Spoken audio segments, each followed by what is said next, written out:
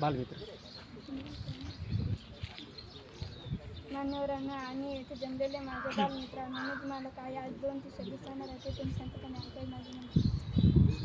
आज जागतिक आदिवासी दिन आहे. जगभरात आदिवासी दिन उत्साहात तसेच विविध उपक्रमांनी साजरा होत असतो. आदिवासी या शब्दाला हजारो वर्षांचा इतिहास आहे.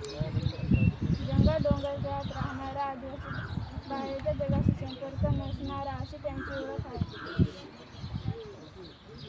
आणि लोककला, वारली, चित्रकला, तारपा, नृत्य आणि शिल्पकला यांच्या कलांमधून आदिवासी समाजाच्या प्रगतीच्या कवाडे उघडली गेली.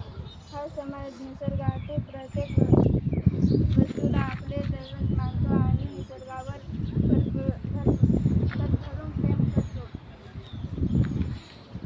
संयुक्त राष्ट्रसंघाने या आदिवासी संघांच्या समस्या सोडवण्यासाठी आणि त्यांच्या हक्क रक्षणाद्वारे यासाठी 1993 साल हे जागतिक आदिवासी वर्ष घोषित केले आहे.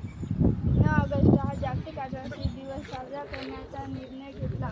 आदिवासी हे मूळ निवासी असून भारतात 19,461 जमाती आहेत. आपल्या राज्यात भिल, गोंड, वारली, कातकरी, माडिया, कोकणा, ठाकूर या जमाती आहेत. पण हा समाज शेकडो वर्षापासून अन्याय सहन करत आलाय. रानावनात राहून हा समाज शिक्षणापासून खूप दूर राहिला. एवढे बोलून माझे 2